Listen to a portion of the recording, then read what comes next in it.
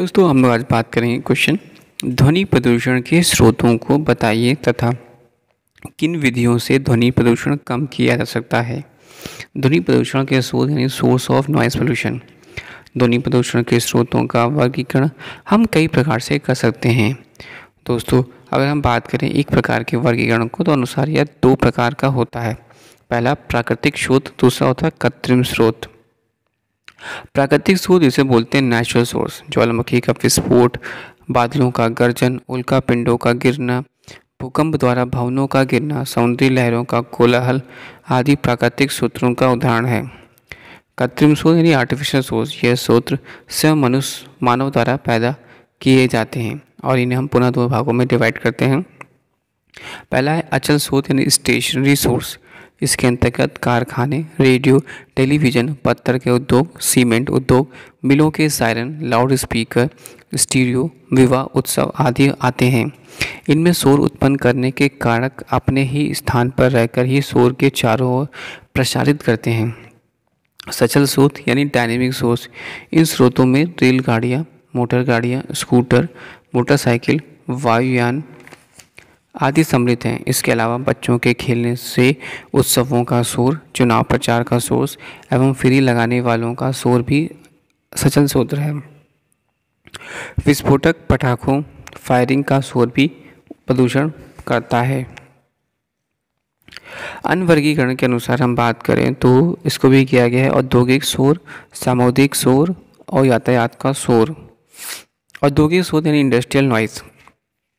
बड़े बड़े लोहे के उद्योगों, सीमेंट एवं पत्थर के उद्योगों में अत्यधिक शोर उत्पन्न होता है जिससे वहां के कर्मचारियों को श्रवण शक्ति कमजोर पड़ जाती है। इसके अंतर्गत सभी प्रकार के उद्योगों का शोर भी आता है।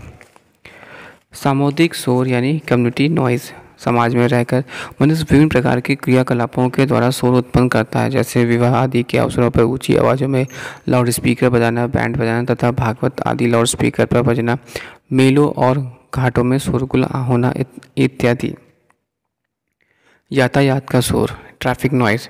सभी प्रकार के यातायात के साधनों में शोर उत्पन्न होता है। इसमें प्रमुख वायुयान, हेलीकॉप्टर, रॉकेट, रेलगाड़ी, बस, ट्रक, स्कूटर आदि हैं। ध्वनि प्रदूषण में रोकथाम यानी कंट्रोल ऑफ नॉइज पोल्यूशन।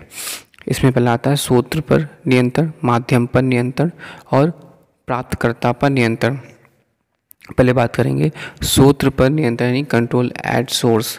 यह ध्वनि प्रदूषण को रोकने का उत्तम तकनीक है। इसके लिए ध्वनि उत्पन्न करने वाली मशीनों को संपूर्ण जानकारी आवश्यक है। शोर होने के कारण समुचित जानकारी होनी चाहिए। आज मशीनों में उत्पन्न शोर कम करने के लिए अनेक प्रकार के साइलेंसर विकसित किए गए हैं।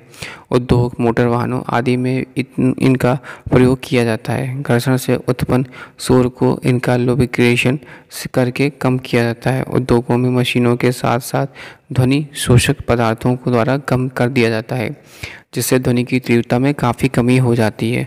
शोर कम करने वाले पदार्थों में राख के सांचे, शीशा, ईंटें, प्लास्टर इत्यादि आते हैं। जैसे राख का ब्लॉक 10 सेंटीमीटर का मोटा ध्वनि संचरण में कमी डीबी में करता है 25 dB, शीशा 50 dB, राख का ब्लॉक 42 dB, राख का ब्लॉक 10 सेंटीमीटर मोटा एवं दोनों और प्लास्टर 45, ईंटें 45, दो राख ब्लॉक 45 dB। माध्यम पर नियंत्रण यानी कंट्रोल ऑफ मीडियम। ध्वनि के संचारण पथ यानी ट्रांसमिशन पाथ को बदलकर ऐसी दिशा में मोड़ दिया जाता है जिससे कि वह प्राप्तकर्ता तक ना पहुंच सके। इसमें निम्न विधियों के द्वारा किया जाता है। पहला लोकेशन यानी स्थिति। इसमें स्रोत और प्राप्तकर्ताओं के बीच की दूरी को बढ़ा दिया जाता है। चूँकि स्रोत से ध्वनि सभी दिशाओं में समान रूप से संचालित नहीं होती, अतः स्रोत एवं प्राप्तकर्ता के सापेक्ष विन्यास में परिवर्तन करके ध्वनि प्रबलता को कम की जा सकती है। भवन विन्यास या बिल्डिंग लेआउट। भवन का विन्यास इस प्रकार से होना चाहिए कि भवन के कमरों का शोर ना तो बाहर जा सके और ना ही बाहर का शोर अंदर आ सके। दिशा में परिवर्तन यानी डिफ्लेक्शन इन डायरेक्शन। सूत्र से उत्पन्न ध्वनि की दिशा परिवर्तित करने हेतु मार्ग में मार्ग में बड़े बड़े अवरोध खड़े कर दिए जाते हैं। ध्वनि इससे टकराकर प्राप्तकर्ता के विपरीत दिशा में मुड़ जाती है। अवशोषण या एब्जॉर्प्शन, यह एक प्रकार प्रभावित तकनीक है। इसमें शोर उत्पन्न करने वाली मशीनों को एक कमरे में रखा जाता है और तथा दीवारों, फर्शों एवं छतों में ध्वनि शोषक पदार्थ प्रयोग लाए जाते हैं। यह ध्वनि को अवशोषित कर लेते हैं और जिससे कमरे के बाहर शोर नहीं जाता। कुछ फर्शों पर ध्वनि शोषक कालीनें बिछाई जाती हैं। ये कालीनें दीवारों एवं छत पर लगाई जा सकती हैं।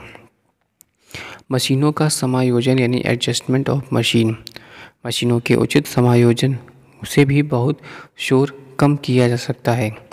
मफलर का प्रयोग, यदि ध्वनि स्रोतों में ऊनी मफलरों से ढक दिया जाए तो स्रोत से उत्पन्न ध्वनि का काफ़ी बड़ा भाग इसके द्वारा अवशोषित कर लिया जाता है और प्राप्तकर्ता तक काफ़ी कम ध्वनि पहुंचती है। कानों को भी मफलर से ढककर तीव्रता कम कर सकते हैं। प्राप्तकर्ता पर नियंत्रण कंट्रोल एट रिसीवर, प्राप्तकर्ता पर नियंत्रण उपकरण लगाकर भी ध्वनि स्तर में कमी लाई जा सकती है। प्राप्तकर्ता पर नियंत्रण की अग्र विधियाँ हैं। पहला रक्षात्मक यंत्रों द्वारा यानी बाय प्रोटेक्टिव इक्विपमेंट्स, तेज शोर से बचने के लिए कानों पर प्लग, मफलर, ध्वनिरोधी हेलमेट तथा मशीन वाले कमरे में छोटा सा आवरण बनाकर इनके दुष्प्रभाव से बचा जा सकता है। अतः उद्योगों में कार्यरत ध्वनि कर्मचारियों एवं ध्वनिरोधी यंत्र उपलब्ध कराए जाने के लिए। नेक्स्ट है अनुमेय शोर विधि। अनुमेय शोर विधि की बात करते हैं तो परमिसिबल नॉइस पीरियड, विभिन्न प्रबलता की ध्वनि में रहने की एक सीमा निर्धारित की गई है। इसमें अधिक समय तक उसमें रहने पर घातक प्रभाव हो सकते हैं। अतः उद्योगपतियों द्वारा श्रमिकों का कार्य अवधि भारतीय मानक संस्थान द्वारा निर्धारित समय अवधि के अनुरूप ही लागू करनी चाहिए ताकि श्रमिकों पर इसका बुरा प्रभाव ना पड़े।